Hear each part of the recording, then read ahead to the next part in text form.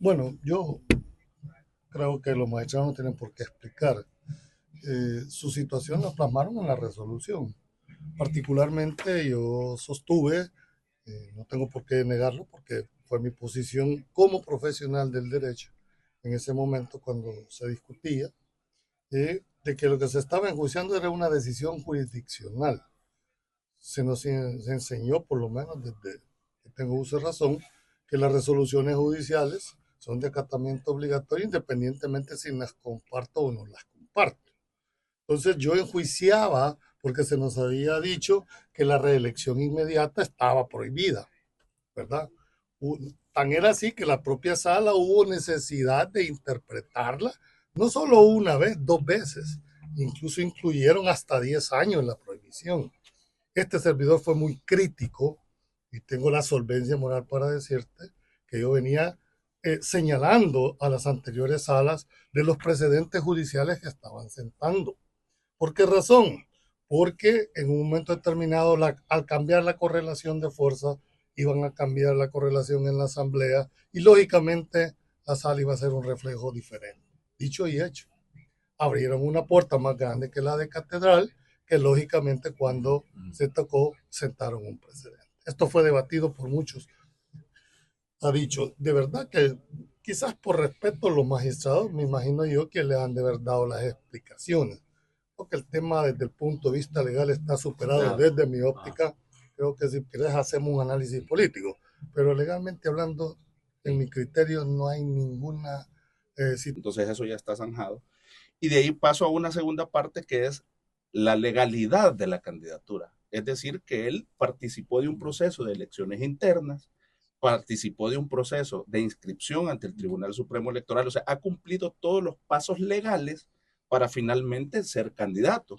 Y viene la tercera fase, que esa es la que le quieren poner trabas con estas renuncias, que viene a ser la legitimidad de la candidatura o del gane, por decirlo así, porque todas las encuestas te dicen que él va a ganar. Entonces, ya pasaste la fase de constitucionalidad y la fase de legalidad, y han estado denunciando esta situación y como no han tenido eco, ahora lo que buscan es deslegitimar. Lastimosamente para ellos es que la legitimidad no la dan las candidaturas, la legitimidad la da el votante. Si él va masivamente a las urnas y alcanza el 50% más uno de los votos que la constitución te pide para poder ser presidente en primera vuelta, ahí el pueblo te da la legitimidad del gane. Entonces, lo que ellos están ahorita es tratando ya no de atacar la constitucionalidad porque ya está dada, por vía interpretación del artículo 152.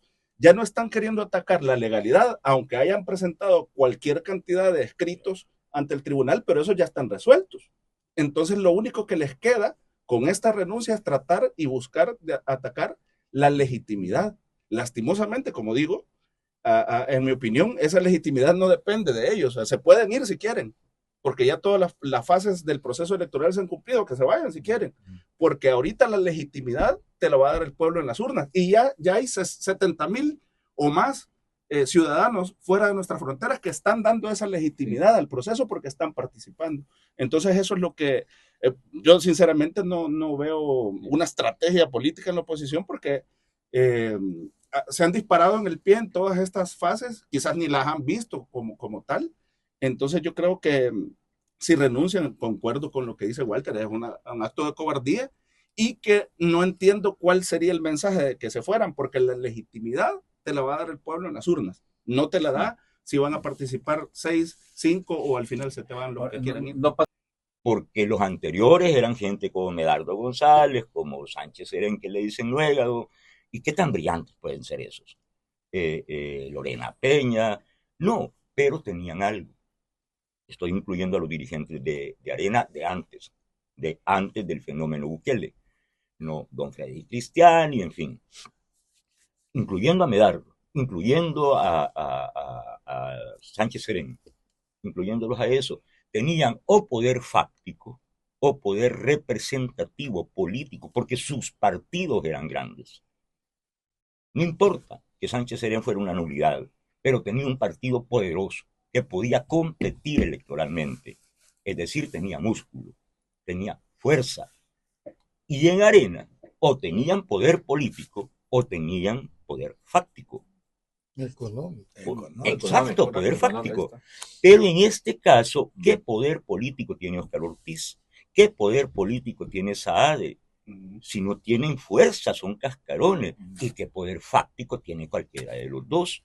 ¿O qué poder fáctico tienen los que dirigen, o políticos, los que dirigen nuestro tiempo, o los que dirigen Vamos? Si el que lo fundó y lo dirige o dirigía está preso o bueno, procesado. Si el otro renunció y se fue, el de nuestro tiempo, el que lo fundó, ¿no? Que tenía un poco de poder fáctico detrás. Ahora, yo solo te quiero, como posibilidad de la renuncia está. Yo creo que el dilema está en las consecuencias de una decisión de esa. Los intereses partidarios más los intereses de los candidatos. O sea, ¿qué va a privar ahí? ¿Qué efecto va a tener si yo renuncio a una semana antes de las elecciones? Es decir, ¿qué efecto va a tener en el partido? En la papeleta van a aparecer, Julio. Porque va a haber nueva papeleta de votación. Ya están impresas. Por eso te digo que como posibilidad es posible que exista, pero no creo que es una decisión tan fácil que vayan a tener que tomar. Además, estratégicamente, políticamente hablando, creo que el objetivo que pudiera perseguir, que es la deslegitimación de un proceso, no lo da, por lo que te decía Juan, ¿verdad? La legitimación o no de un proceso electoral lo da precisamente la votación. Esa da no la legalidad, ya la legalidad no se puede estar discutiendo, pero la legitimación sí.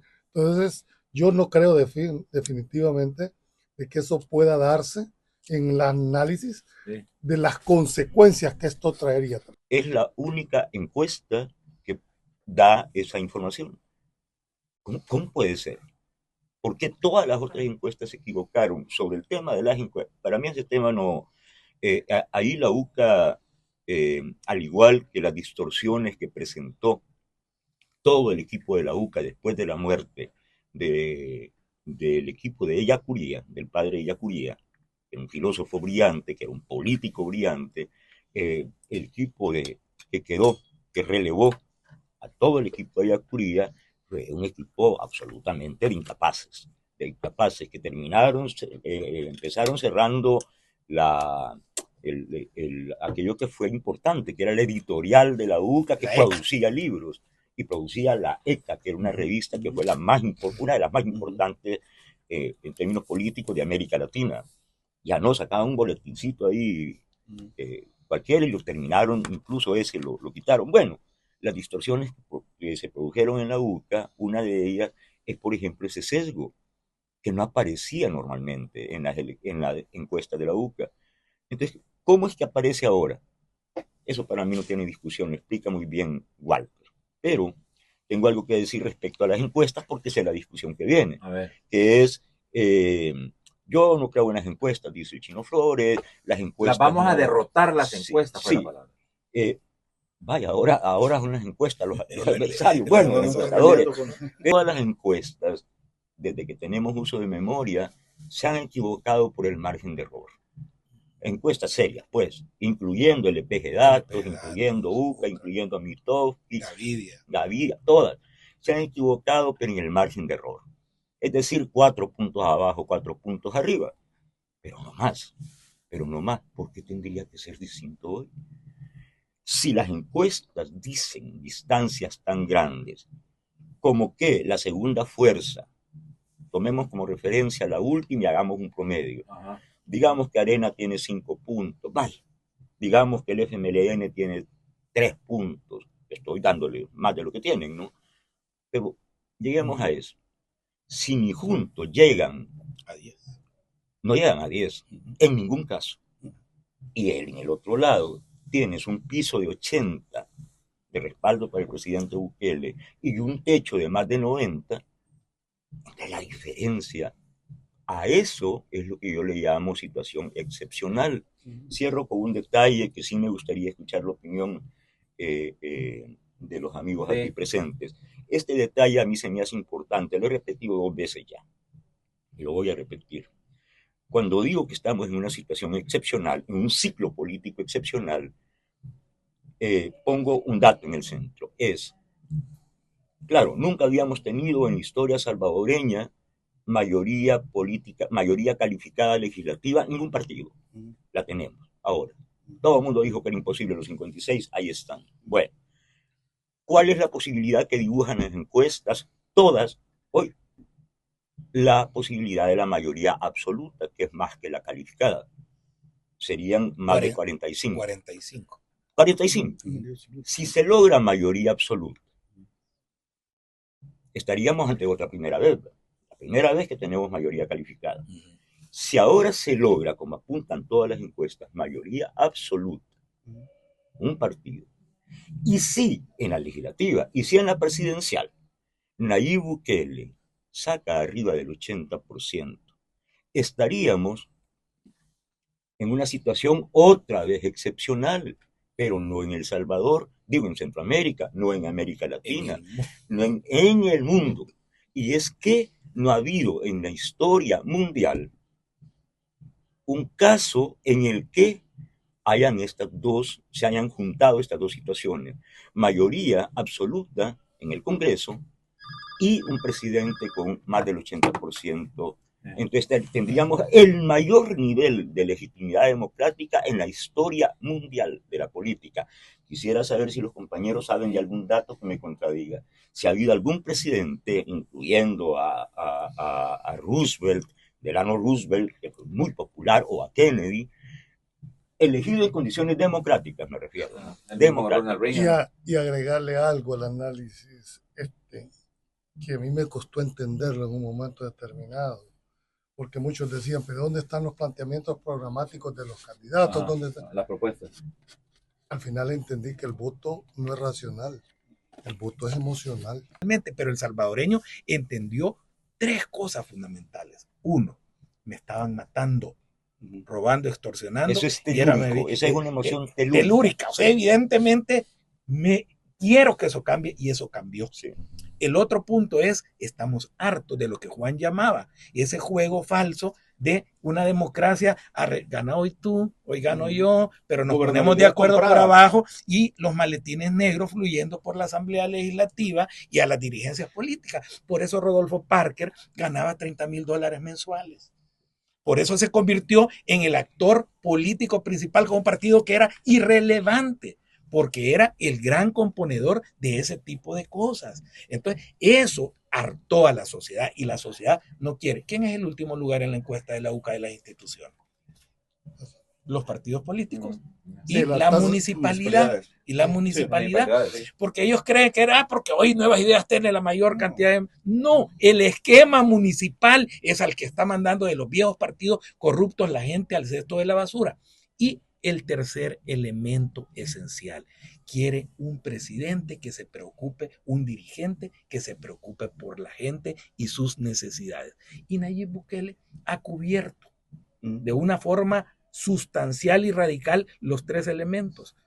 Protegió la vida y los bienes del pueblo salvadoreño, ha transformado y está y continúa transformando el sistema político viejo corrupto, y lo tercero, está satisfaciendo a las necesidades del pueblo.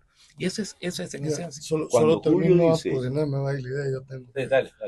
1, el hartazgo político que la población tiene también está jugando un papel importantísimo. Yo creo que eso debe llamar al sistema político como tal, es decir, todos lo sabemos que en la Constitución hay un privilegio a la parte partidaria, dijéramos, aunque fue reformada esa cláusula por los señores, pero decía que el único instrumento son los partidos políticos. Sin embargo, la gente no ve, desde mi óptica, ya la parte partidaria. Creo que nos debe llamar poderosamente la atención de hacer un planteamiento de cambiar, porque no creen las instituciones ya en la parte política, y sobre todo que no entendieron ese mensaje, porque no es de ahora, venían dando señales de que el sistema de partidos... Y te voy a decir una cosa, Julio, un paréntesis.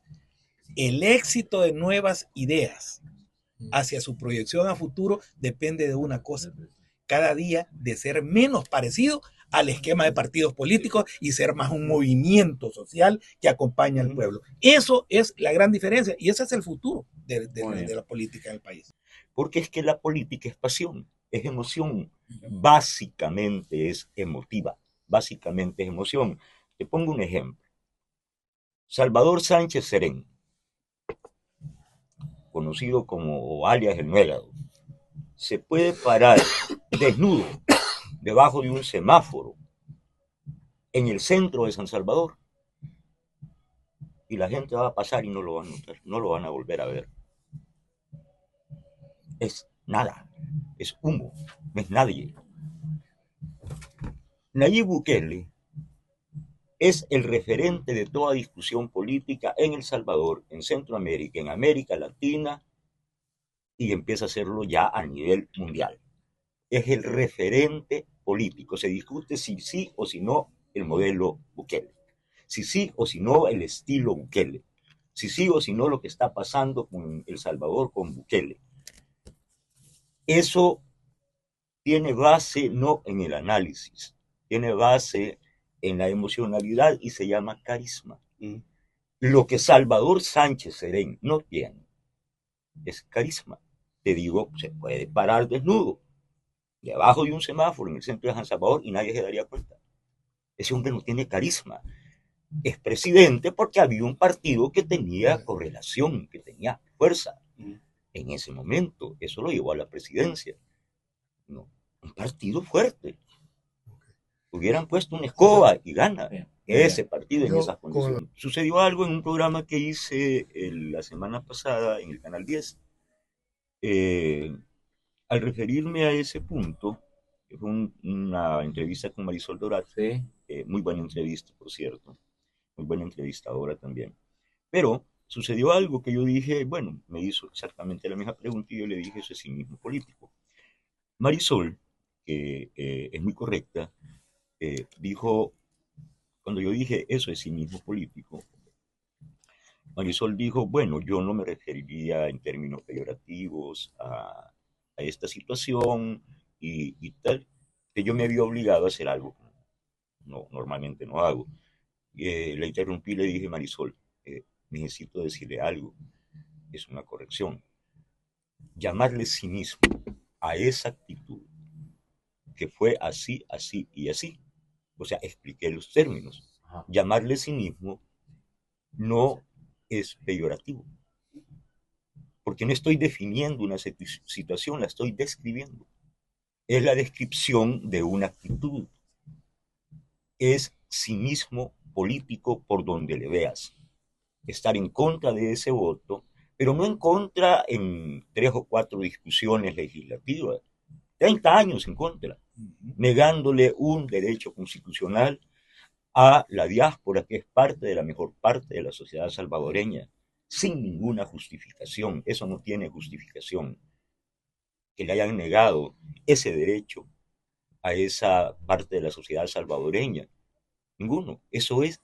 Entonces, haberle negado y luego pedirle el voto con lo que hizo, con lo que han hecho todos los líderes políticos de toda la oposición, los voceros y líderes políticos, de, primero, cuando ya fue imposible sacar de la ecuación al pueblo, se empezaron a pelear con el pueblo.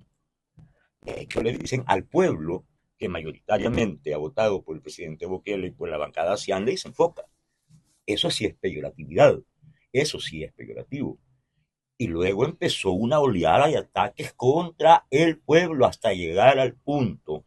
No hemos oído a Ronald Umaña decir, a todos los vamos a meter presos, pues. A todos los que anden votando por un... Sí. Patricio Pineda dijo algo también.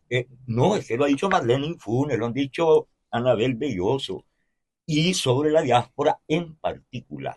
Se han referido con burla, se han referido de manera dolorosa